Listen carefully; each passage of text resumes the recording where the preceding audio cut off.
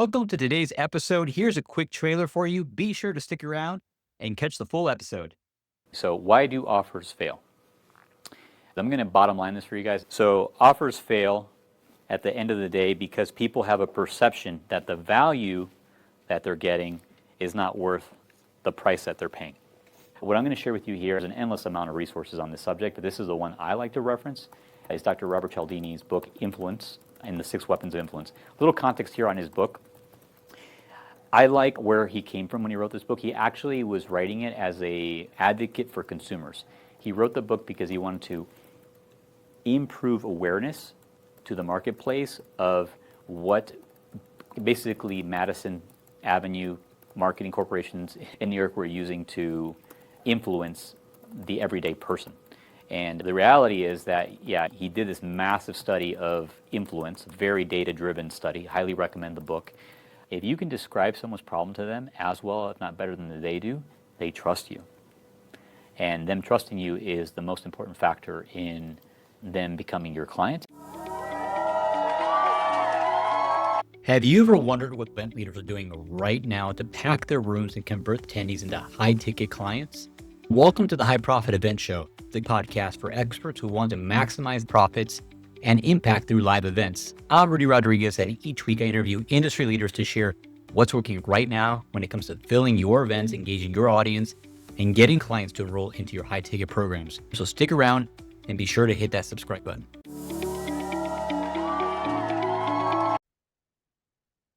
Good morning, good afternoon, and good evening. Welcome to today's episode. We have this very special mini-series that I put together here over the next several episodes. What I did is I broke up a presentation that I delivered a virtual workshop at MGI Studios in Calgary for a high-level mastermind group where I broke down the exact step-by-step formula on how our team over the past 10 years have supported dozens of event leaders and helped them sign up over 10,000 clients into their various programs, resulting in over $15 million in revenue. So I'm going to break that down for you in a handful of modules, step by step. Some people have paid for this course, but I'm actually giving it to you as my podcast listener for free, complimentary.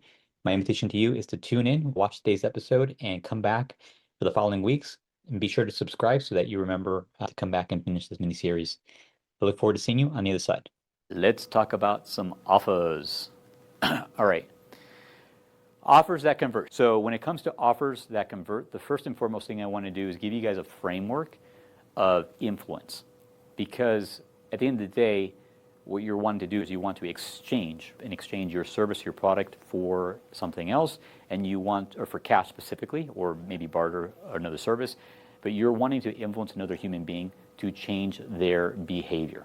It's not necessarily easy, so the study of influence and really understanding human psychology and behavior, in my opinion, is probably one of the most valuable or the most important skills or studies or things that you can potentially develop. What I'm going to share with you here is an endless amount of resources on this subject, but this is the one I like to reference. It's Dr. Robert Cialdini's book, Influence, and the 6 Weapons of Influence. A little context here on his book.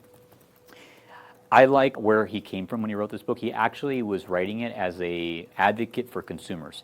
He wrote the book because he wanted to improve awareness to the marketplace of what basically Madison Avenue marketing corporations in New York were using to influence the everyday person. And the reality is that, he did this massive study of influence, very data-driven study. Highly recommend the book. But the book ended up being used by marketers and sales professionals to continue to influence the masses. Now, these are things that are, as I say, they're tools. He calls them weapons. I'm just citing exactly what he says in his book. He calls them weapons. I refer to them as tools. Maybe he calls them weapons because he thought that people were using them as weapons, or he thought like these evil corporations were using them as weapons against people. I don't necessarily have that framework. I think they're tools. Just like a hammer, just like a gun, the tool in itself is not good or bad. It's not right or wrong.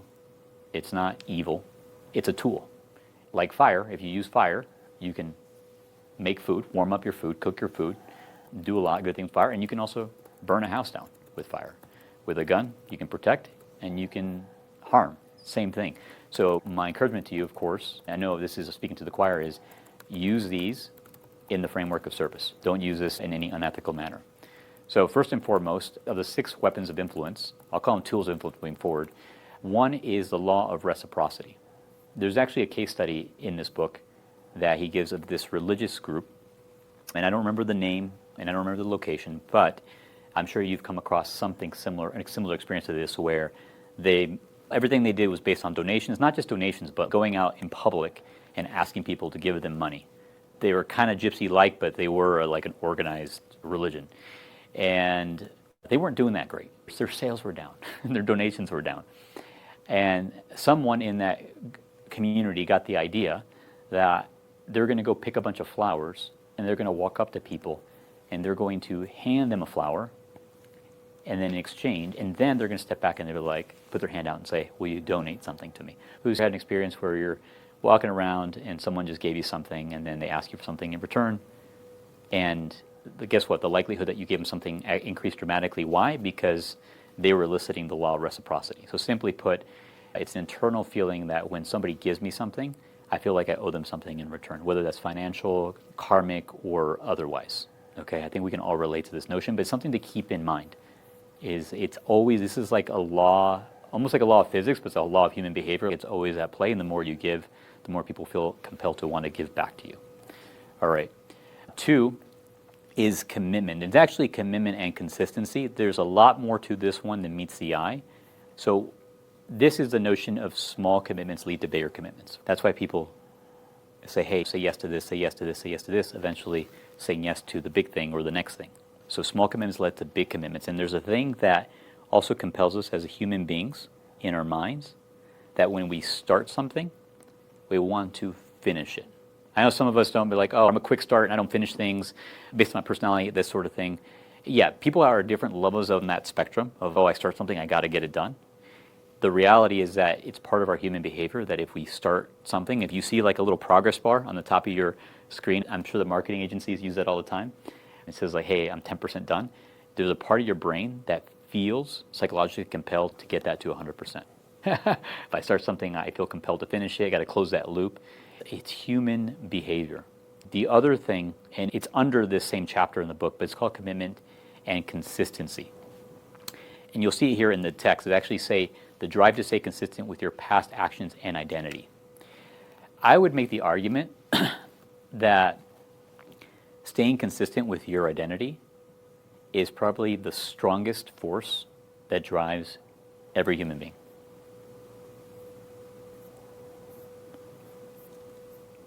Making a shift at the level of identity is the most powerful thing that you can do for yourself or you can do for another human being, hopefully in a way that's more supportive of what your goals and objectives are. I'm not saying there's good or bad identity here, but at the end of the day, we revert to what is our thermometer based off of our identity. Who am I? Who do I believe myself to be in the world? And that also happens with your clients. When you're speaking to your clients, having an understanding of their identity, who they believe themselves to be, and who they desire themselves to be, and supporting them in making that level of identity. I know there's a whole world of how to go about doing that. I'm not going to do that in this workshop, but that is the most powerful thing that you can do for yourself, you can do for another human. In fact, you go to a lot of these personal development workshops, and that's basically what they're doing. Everything they're doing is leading to this notion of, I am a different human being. So that's why I'm seating with you guys to identify as being an event leader, because the more you identify with being an event leader, guess what? The more likely you are to do an event, the more likely you are to put yourself out there, the more likely you are to take that risk, the more likely you are to put this date on your calendar. Once you own that identity, those things occur as natural next steps. All right, social proof. Who has walked past a restaurant or a bar or some establishment and you saw a line outside and you just had the thought, man, that must be a good spot? It's an automatic response. It's a human thing where like, oh, somebody else has already done the work to figure out whether or not this is safe or this is good. And enough of them have figured it out so I don't have to think about this, and I'm just going to go ahead and say, it's good, or I should get in that line too. It's pretty bizarre if you think about it. I know I've randomly gotten in lines without having no clue what line I was getting in because it was a long line and I thought it must be good. So I reside in Puerto Rico, and there's this restaurant that's right across the street from me, and the owners are geniuses. Whatever they do, however they do it, they have a line that goes out the door, and I just see that line getting longer and longer and longer. It's not even like a fancy restaurant or anything. It's just like Puerto Rican food, but they engineer intentionally or unintentionally, so that people are standing in line outside, and I just sit there literally from the balcony and just watch people getting in that line, and it turns into this massive queue for some basic Puerto Rican food. It's crazy. So yeah, we have a tendency to want to do what other people are doing. How does this apply to you in your programs? Obviously, when people are considering working with you, the more validation and proof they have of other people that they identify with, they can relate to, the better. All right, let's go to the next one, liking. So people like people who are like them or like the way they want to be. I know it's like a tongue twister. People like people who like them or like the way they like to be. Say that 10 times fast. So we have a tendency to want to like others that like us. And there was a case study in this book of Influence, specifically where he interviewed or got the information. I don't know if he did the interview directly, but he referenced a study or an interview of a gentleman who had the Guinness Book of World Records for having sold the most number of cars. I don't remember if it was used cars or a combination new and used cars, but he held the record. It was however many thousands of cars and made millions of dollars selling cars. And he didn't own the car dealership. He sold cars. He sold the most cars than anybody else in the world. And then when he was asked, how did he go about doing it? He said, I have a system. He said, I have a system where, one, figure out what I like about someone when they come in, when I'm interacting with them, when they're coming in to look for a car. I take note of what I like about them. And what he would do is he would systematically send them a note in the mail. I don't know how often it was, but it was a systematic method. And he would literally put a note in the mail saying, I like you, or this is what I like about you. He would try to give a specific compliment or comment. Very simple. He just focused on figuring out what he likes about people and letting them know what they like about them. And guess what would happen? Well, one, if they gave a compliment, it lists the law of reciprocity, which you're seeing here, and then they would return it, and they would like him too, whether they expressed it or not. But they definitely, well, verbally, but they definitely would express it because they'd come back to him, and guess what? They'd buy a car. And as simple as that sounds, eliciting the law of likability and reciprocity in that way made him millions, probably tens of millions of dollars. So the invitation here is constantly ask yourself, what do I like, or at least appreciate, or at least respect about another human being? And how might I communicate that in an ethical way that's not like trying to flatter somebody, and that will improve your influence. Authority. It's another mental shortcut that we have. We have a tendency to just obey because somebody has a title, because somebody wears a uniform, and it's bizarre. In fact, there was a study that was in this book where I think it was done in California somewhere. They do a lot of these crazy studies in California, but they basically brought people in from the street. They paid them to do a study, and what they did is they had them go into this room behind one of those mirrored walls like they show in prison systems, where you can see the prisoner on the other side but they can't see you. Do you guys know what I'm referring to? Can you get the idea? All right. So they're standing behind this mirrored wall, and they have a guy there who's running the experiment, and on the other side of the mirror they have the person that's being experimented on.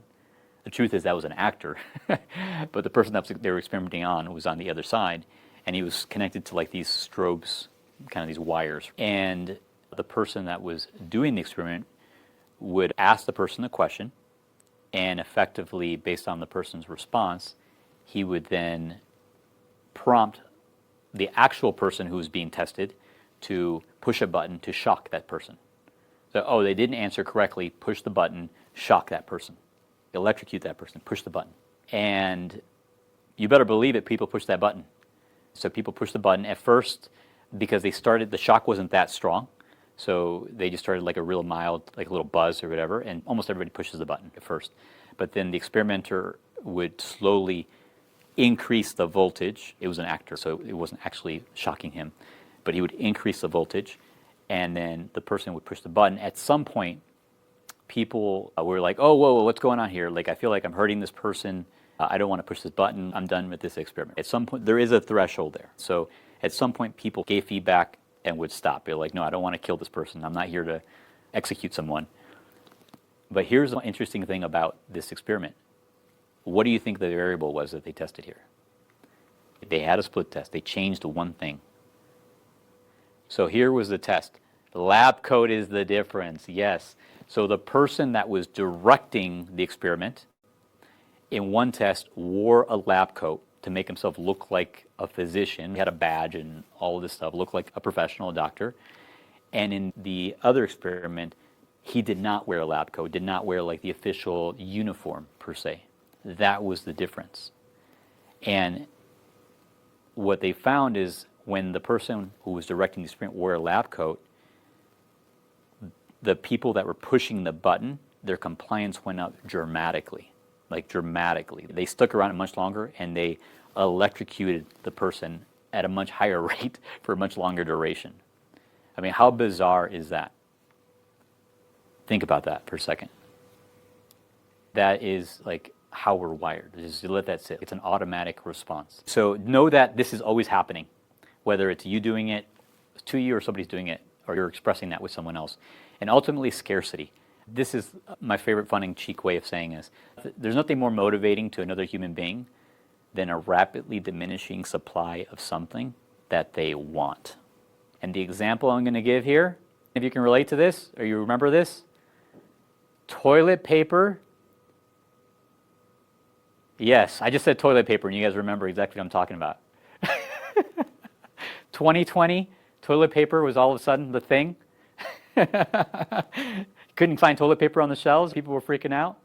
I mean, obviously that applies to food and all sorts of other things, but they couldn't keep toilet paper on the shelf due to COVID and the sort of thing. So people want things that are rapidly diminishing, limited supply. It's like this basic notion. So these are the 6 weapons, influence, or tools of influence sales. I want to make sure you guys have that in your back pocket. So why do offers fail?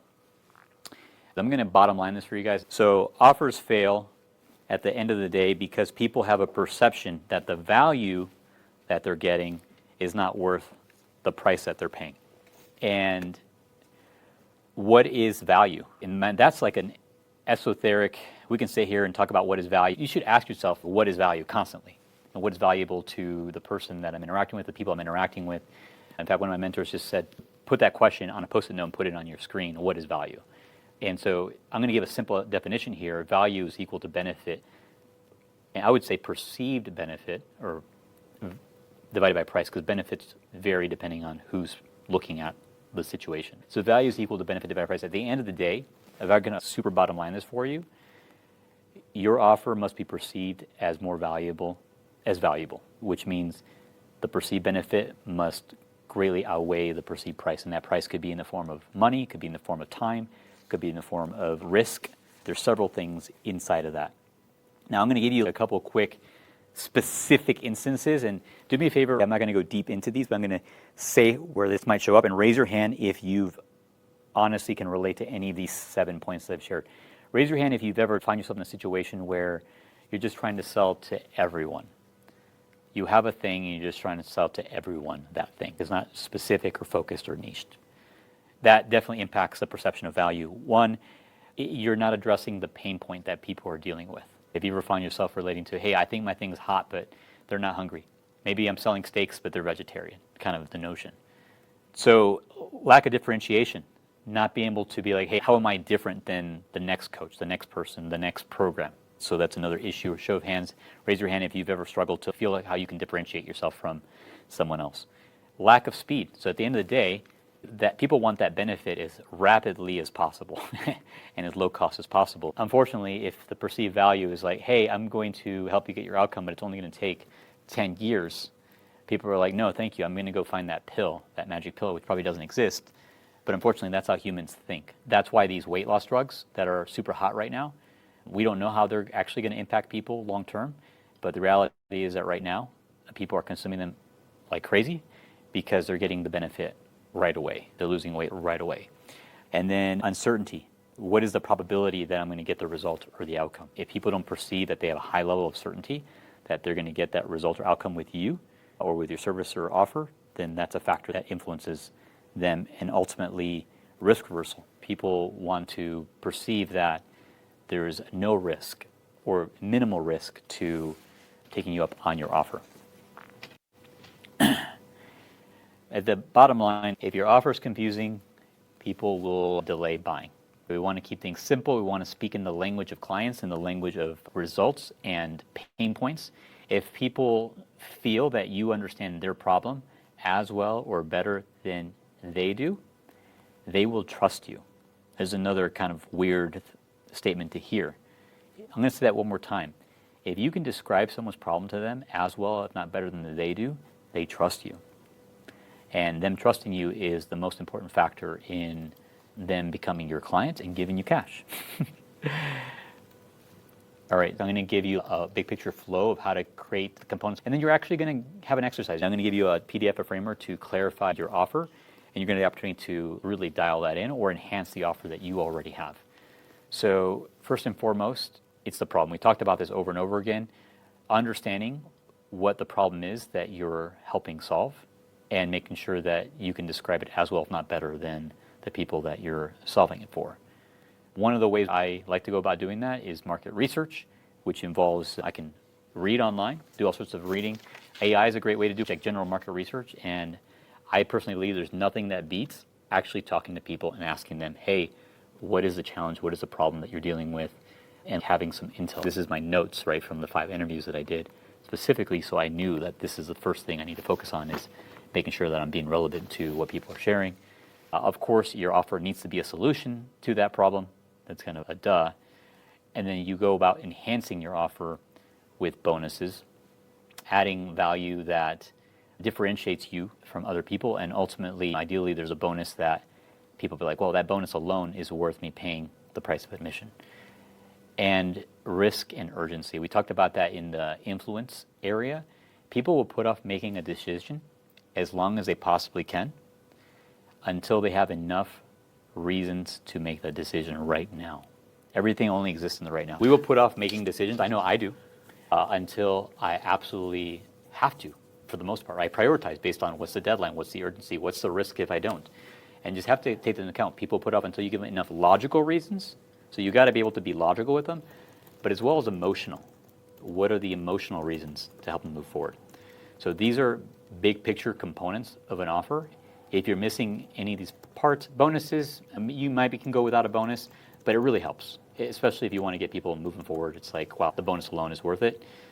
It's great. So let's talk about weak versus strong offer. I'm going to give you a few examples, and then I'm going to give you the opportunity to clarify your offer. This is one of my favorite modules to cover. I'm going to cover it at a very high level. Come on, guys, come with me to the whiteboard. It's going to be fun. Come on. I keep whiteboards in journals and books. You can tell what I value by that. I was literally going through my parents' garage the other day, figuring out what I need to throw away, and I just can't bring myself to throwing away books and journals and whiteboards. There's this idea of your offer. And this, by the way, this right here is kind of like a meta thing I'm going to teach you. It not only applies to your offer, but applies to everything that you do within your business and within your life. But it's this notion of abstract versus concrete, and also tangible versus intangible. So I'm going to give you a quadrant here.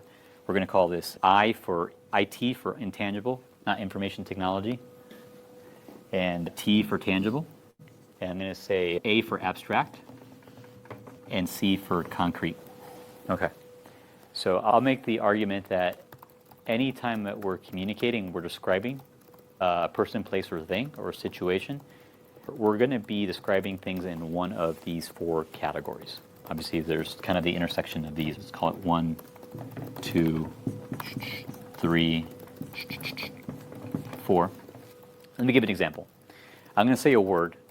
Let me know which quadrant you think it is. Again, remember, this would be abstract and tangible would be over here. This would be concrete, and then this would be intangible over here. So I'm just going to say a word. I'm going to say the word food.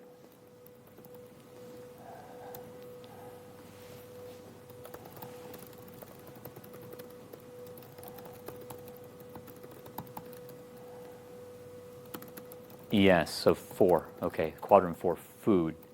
Yes, so it's tangible, concrete. Hold on, I used the wrong word. Here, let me clarify. I just realized that. Specific. So abstract and specific here. So I'm going to keep going with this. So the word food. I'm going to go a little bit further. I'm going to say fruit. Does fruit become more specific and tangible for you? You see that? Fruit becomes more specific and tangible. Okay, I'm going to go further. I'm going to say strawberries. Do you have a more specific and tangible image in your mind? You see that? Now I'm going to go super specific. Chocolate covered strawberry from Whole Foods. Do any of you want a chocolate covered strawberry right now? Yeah, you see all of a sudden where it goes from, yes, food is kind of still an abstract concept because food for me may not be food for another species. It's a bit of an idea. It's like what feeds us. We have interpretations of what that means, but you can see how we go down the line. We can take that all the way down to a chocolate covered strawberry from Whole Foods.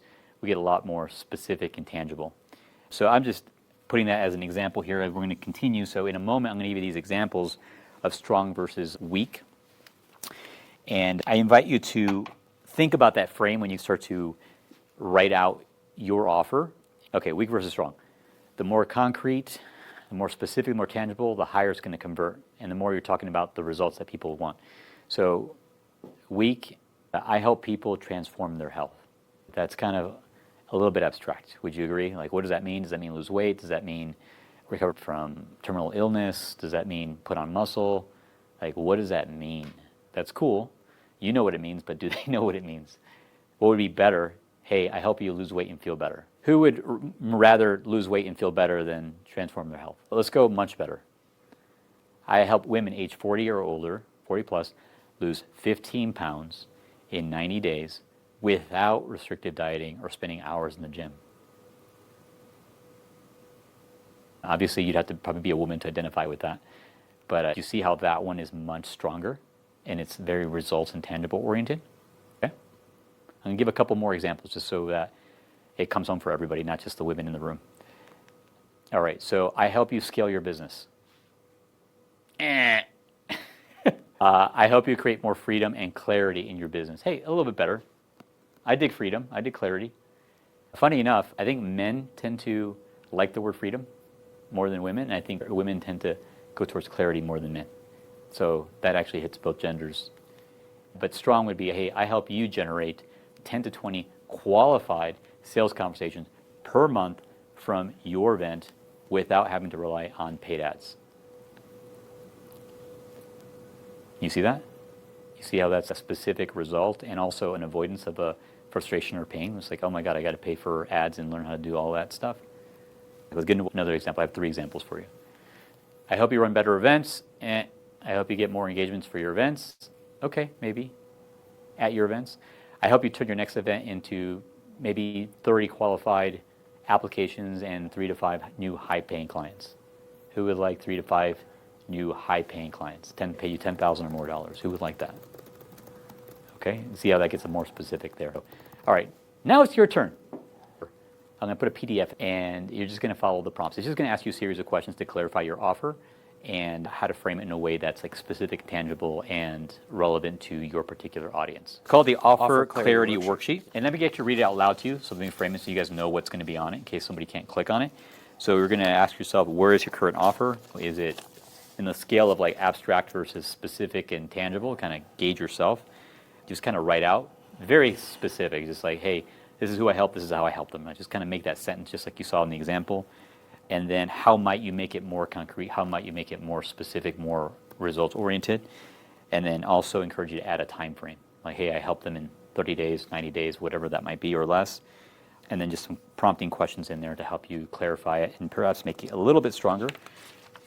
And then the 7th step is just test your offer. Hey, can I clarify that even more?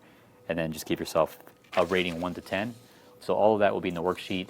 And then I just encourage you to write this in your journal. Congratulations on completing the most recent episode of the podcast. I have a special gift for you. If you click the link here near the episode, you'll find a download of a 15-minute offer makeover worksheet that you can use in 15 minutes or less to clarify your offer, make it more irresistible, and ultimately be able to get more high-paying clients at your next live event without having to get more attendees to your event. Pretty cool, right? So stop having to spend more money on advertising or other optimizations when you can just clarify your offer and get more clients. So go ahead and click the link below here, put in your information and download the 15-minute offer makeover worksheet. I look forward to seeing you on our next episode. Take care. Have a great day.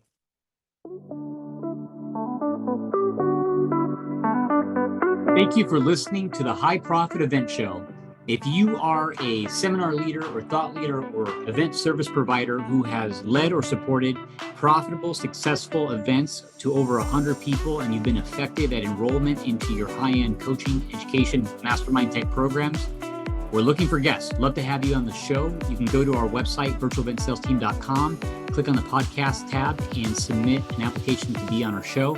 Also, if you found the show to be valuable, share it with someone who you think might benefit from it.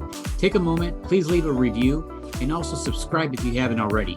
And lastly, if you have an upcoming event, whether it be virtual or in person, and you'd like to have a conversation about how to fill your coaching, education, mastermind programs fast using events, you're welcome to book a complimentary 15-minute consult with either myself or a member of my team on our website, virtualentsalesteam.com. Again, this is Rudy Rodriguez, and congratulations on investing the time to listen to this episode. I hope it's been valuable. Have a great day.